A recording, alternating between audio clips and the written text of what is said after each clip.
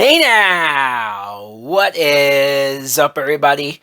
My name is Mike Brown, aka Review King MB, and I just got done watching Daredevil Born Again, episode 4, and man, oh man, was this a great episode. So much went on. Look at it. He's literally the same size as the Hulk. Him and the Hulk are equals. The beginning, when you see Hector's niece, Angela, they briefly showed her, I think, last week sitting in the courtroom, but I didn't realize that she would get a speaking role here. And this actress is great. I've never seen her before. She's very young. I think for somebody that only had one scene in this episode, maybe we see her again later. And I know that the whole White Tiger sort of name gets passed down, so she very well may have been cast as this character for a reason. But her level of anger, her level of frustration, and her sort of just confiding to Matt. And then when she eventually just breaks down, starts crying, and hugs him, I just loved everything about that. I even loved Matt's initial, like, hey, we don't know that the police did this, right? But as she's talking, he's kind of like, yeah, we pretty much know what happened.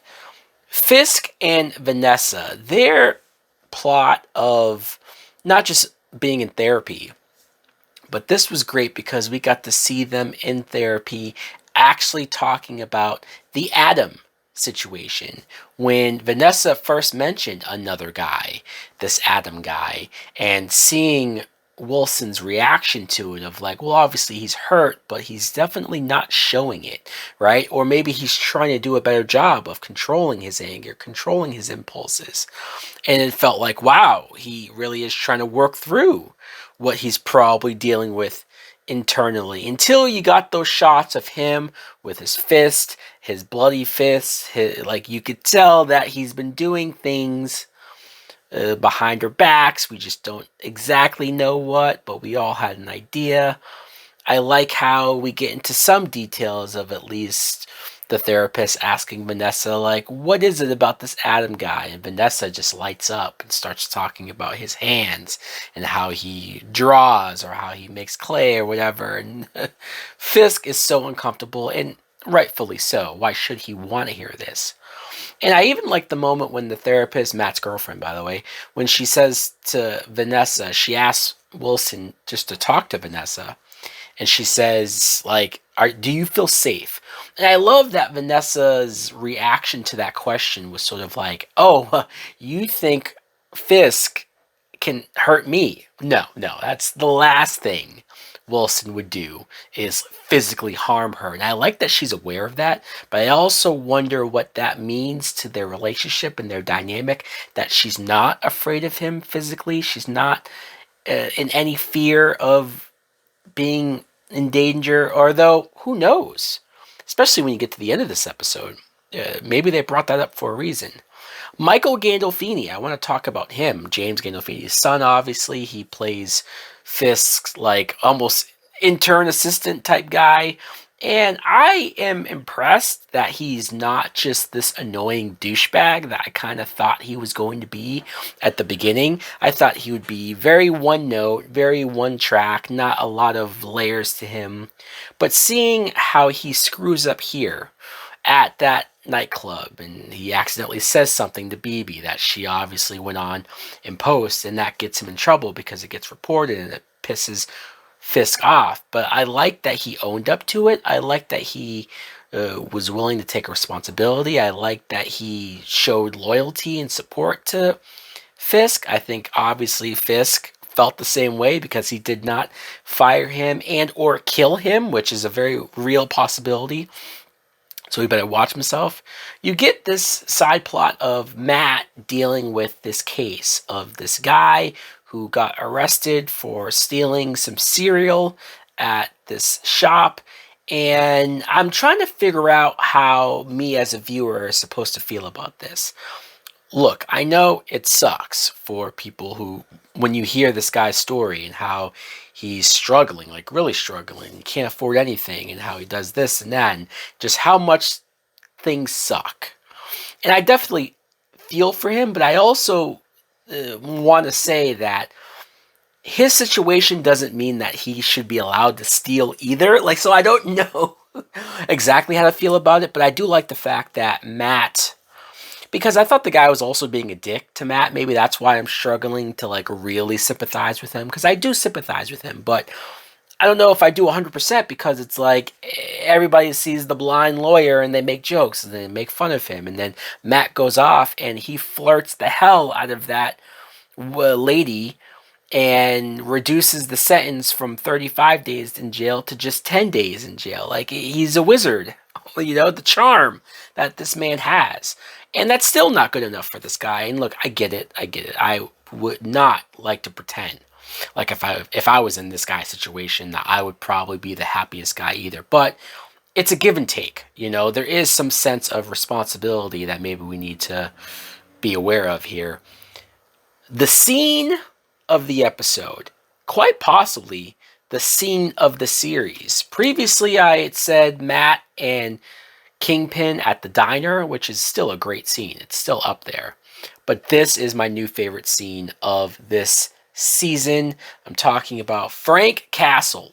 Matt, when he revisited the scene of the crime, and he found the shell casing of the bullet from whoever killed Hector used, he can feel the imprint of the Punisher's skull logo. So he goes to, and I love that, like, Matt knows where it is as well, and that Frank has this hideout in sort of the middle of this building, and it's just this room that's filled with guns and filled with, whatever probably cases or people he's looking into. But this scene was great.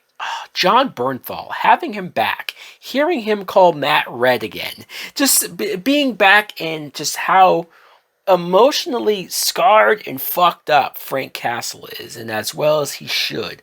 Just the anger that he immediately exudes. I don't know how John Bernthal is able to get himself in that mindset with that level of whatever. But I love this scene. I love them going back and forth. I loved that even Frank sort of threw Foggy's death in Matt's face because he could see it on his face, the guilt of not doing anything to Bullseye. I love that Punisher knows about all of this. He obviously has kept up with it, and he's sort of trying to see where Matt's head is at. And Matt, there's a scene where they are going back and forth, and Matt starts to cry because he probably does feel guilty still of Foggy's death and that he didn't do more. And he's never outright out loud said that he wanted to kill Bullseye, and this is sort of the first time he's being confronted with it. And when Frank sort of relates to him, saying that that's how he feels still about his son, and he still hears his son's voice in his head telling him to go kill every motherfucker out there. Like, I can talk about this scene. I can't wait to go back and rewatch this scene. I loved everything about this. I cannot wait to get more of John Bernthal and Frank Castle and the Punisher. In fact, after seeing this scene, because I was already interested, but after this scene, I am even more excited for this special that the Marvel plans on doing with the Punisher at some point. We get also another moment near the end of the episode where after Matt is with Heather, the girlfriend, the therapist, and she's a great girlfriend. I mean, I can't help but think that something bad is going to happen to her. But I like that he can't sleep. He's struggling more and more with this as far as not being Daredevil anymore. You see him go down to his little area that he keeps his outfits, his weapons. He sort of goes back on the roof to mess around with it, right? It's like every episode he's getting closer and closer. The itch is getting harder and harder to scratch. And then we also cut to Wilson Fisk, who has a similar area that he goes down below in. And what do you know? What do you see?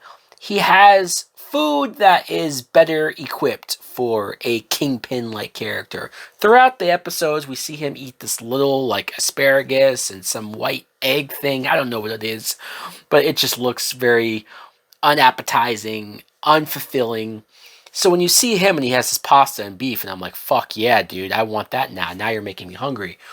And you start to hear this guy in a cell screaming for help, and you're like, oh fuck, it's even worse than I thought, because I just figured maybe he went off and roughed up Adam a little bit, beat his ass, told him to stay away, made him leave town. Or I thought, well, maybe he did it quick and he killed him. Either way, it's probably better off than him being tortured the way that he's being tortured.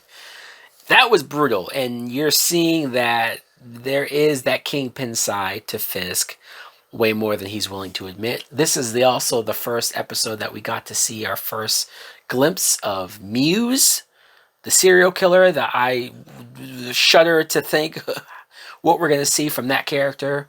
But overall, this episode was great. I loved it. I can't emphasize enough how much this show is kicking ass. Thanks for watching. Like, comment, subscribe. Later.